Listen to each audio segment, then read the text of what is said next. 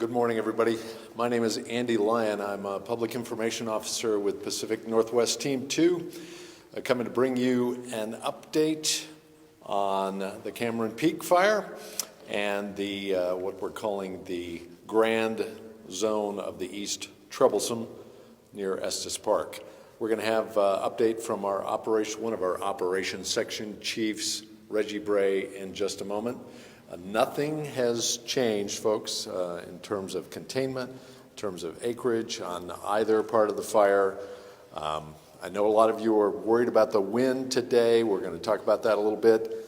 Our incident meteorologist told us at briefing a little bit ago that we expect the winds to diminish after noon, and we expect that that wind is going to show us what's left out on the landscape. Yes, we might see some more smoke today, but there is moisture on the fire. It's been keeping it in check. There's been no movement. We don't expect much movement, but there is fire still there, and this wind is going to help us know exactly where that is and help us plan over the next few days to deal with that so that this threat can be finally ended.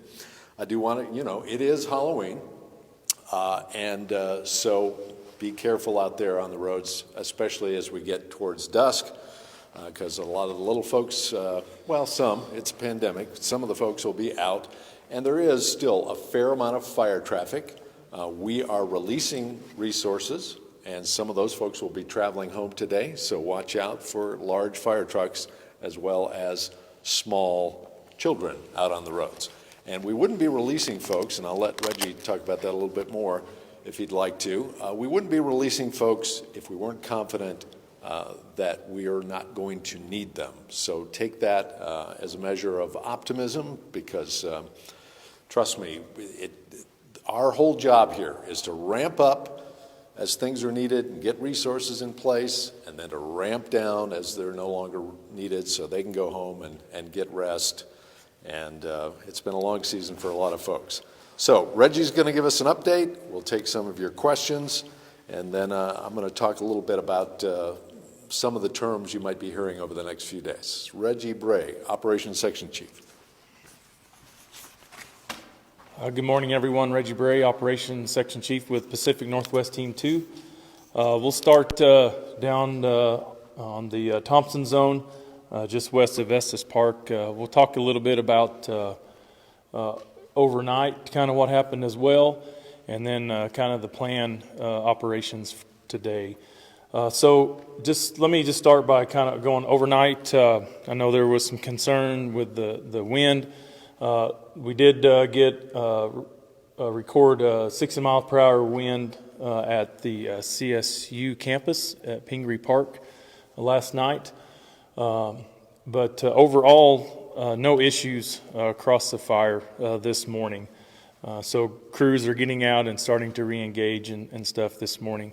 I will talk a little bit about yesterday. I took a flight and was able to fly the Thompson Zone, the east side of the East Troublesome, here just west of Estes Park.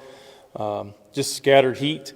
I mentioned this yesterday, so just seeing some of those areas that we have been seeing over the several days, no movement of the fire. And so we were able to get the UAS, the drones up, and so we got some of that intel, and it matched a lot of what the infrared had from the day before.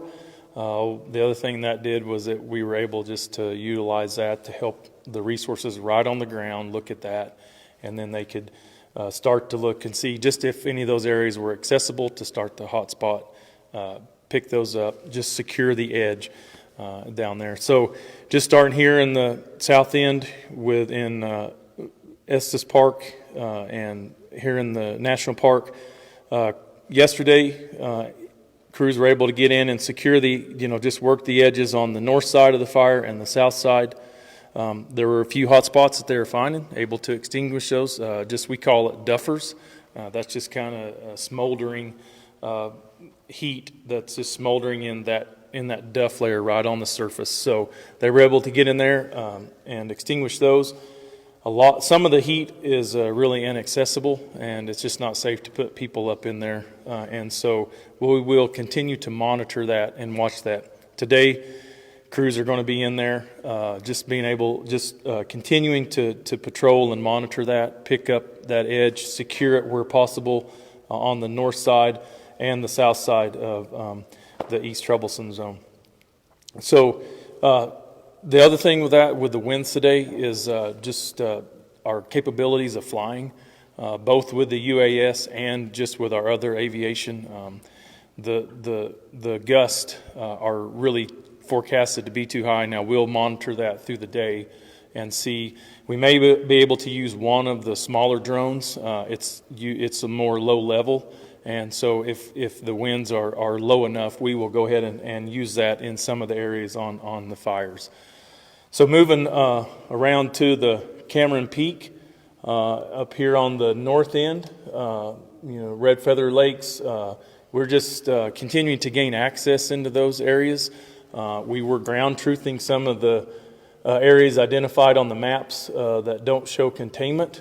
Looking at those with the infrared yesterday and flying it as well, those look like there's not any heat there, but we're just going to ground truth that, put boots on the ground, get the resources in there and just double check and make sure before we actually black some of those, especially the stuff south of Red Feather. The other thing we're doing is trying to get access in there to assess how much backhaul of equipment and supplies we need to do to get that stuff out of there, as well as any suppression repair, looking at the dozer lines. Access is still kind of an issue on the north end for that.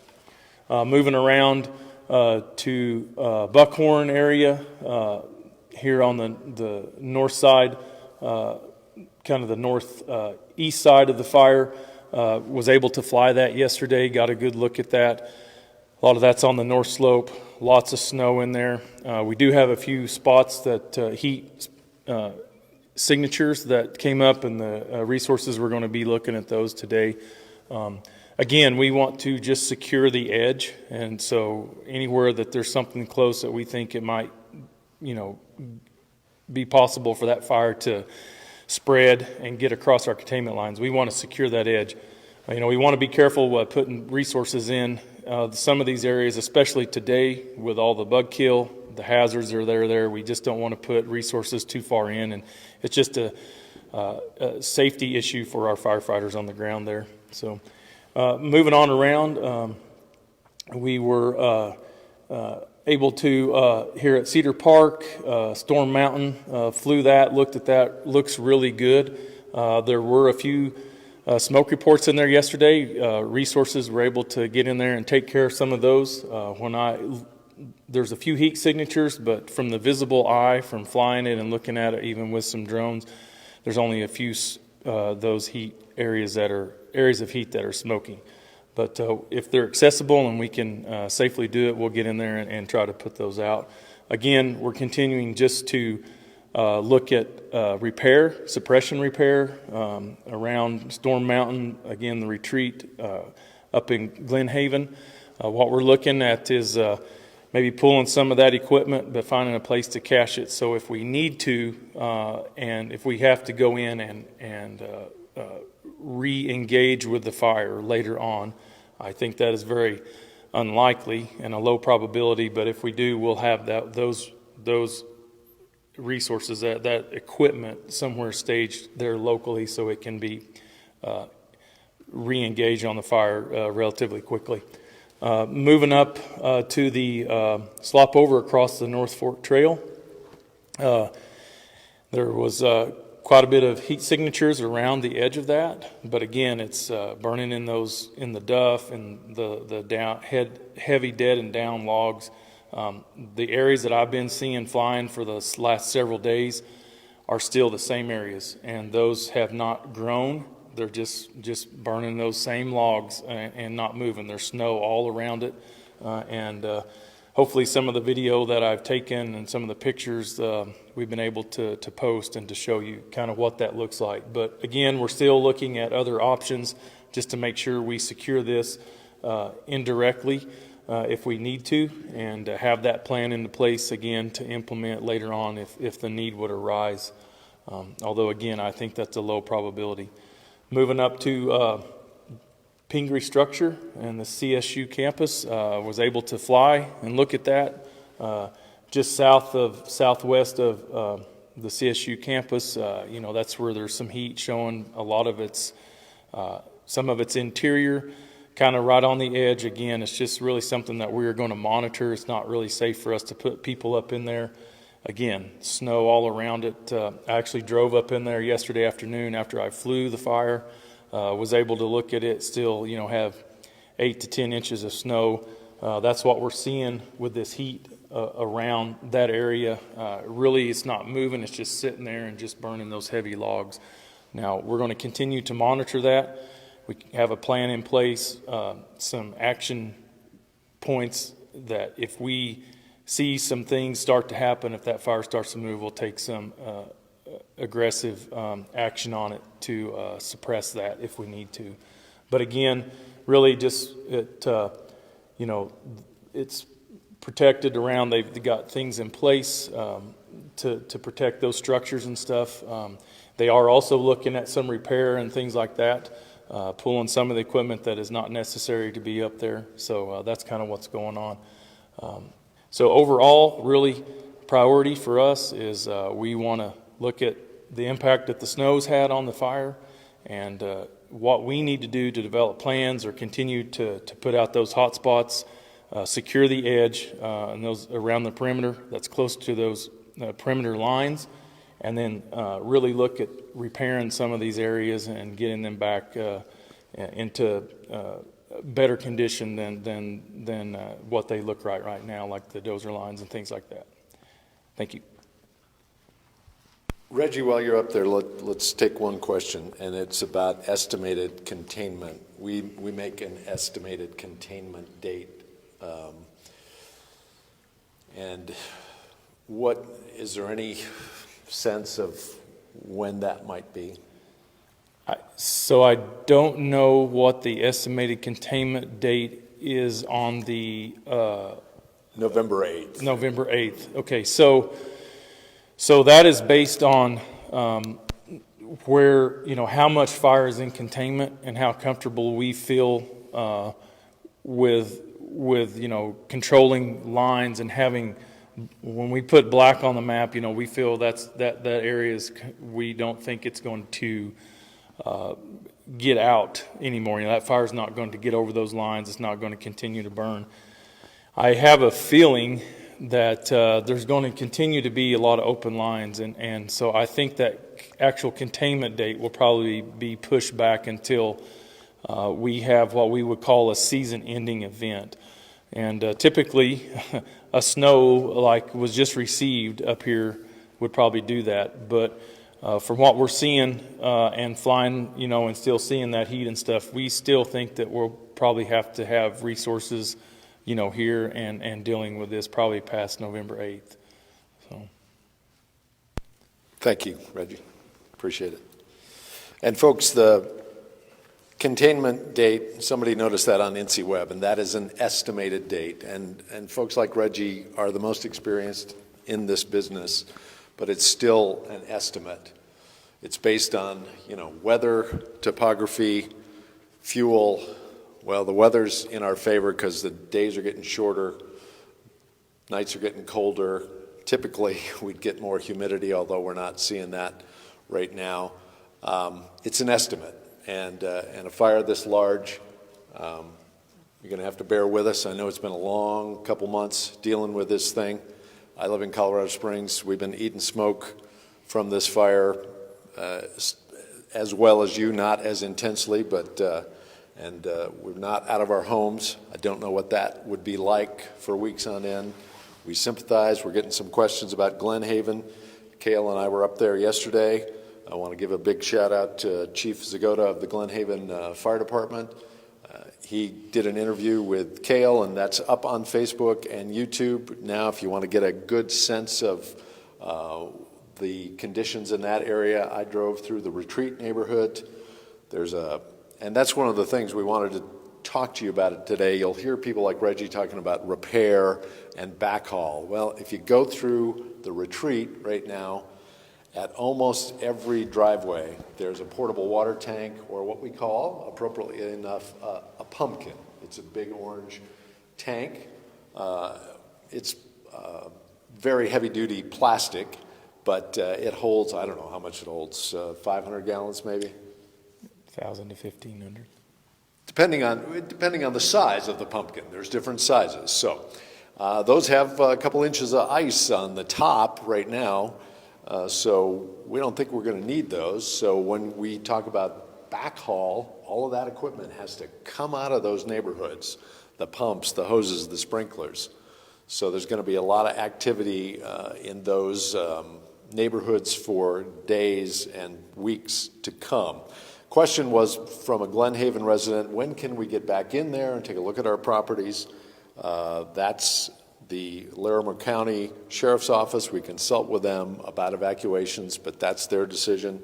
So the Larimer County Joint Information Center at 970-980-2500 for questions about evacuations, road closures, getting onto your property, large or small animal sheltering. The Larimer County Joint Information Center, and you can find those numbers on all our materials here on the Facebook page on NCWeb. Check that out. I did want to mention that we are going to have another community meeting. We've kind of gotten away from the schedule, but we're going to have another one on Monday night. We're going to continue these briefings at 8:30 in the morning to give you an operational update. We will answer your questions. We have a group of public information officers here in Loveland as well as virtually who are monitoring and can try and get you answers to your questions. So continue to post your questions. We're going to continue to bring you pictures. I put on YouTube last night a shot of one of those pumpkins up at the retreat to give you an idea what that looks like, and all of that equipment again has got to come out. So as you get back into your areas or as you go and check on your property, remember that narrow road that you're used to driving now not only might be icy, but there might be a fire truck around that blind curve. So I know you're anxious to get back in there and take a look, but keep heads up when you're driving. Can I throw a question out there? Another question. Yeah, this is, and this would be for Reggie as well. Are Cedar Park and Cedar Springs in bad shape, or is the fire mainly in Storm Mountain?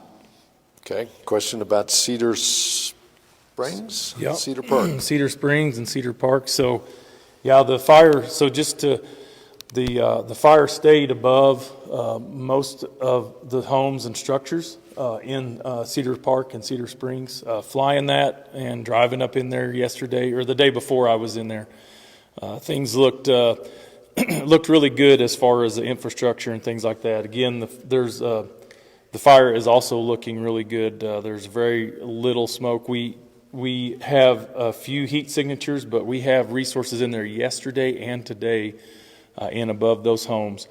Today they were just going to finalize and make sure that area is actually good to call contained, and I'm anticipating us being able to put black on the map up in that area by the end of shift today. So yeah, I think everything is looking really good up there. Okay, thank you, Reggie. We're going to wrap it up now, and some of you sharp-eyed folks will have noticed that this is a map from a couple days ago, but again, nothing has changed, and when we do put new black on the map, we're going to be the first to let you know about it. Thank you very much for watching us this morning.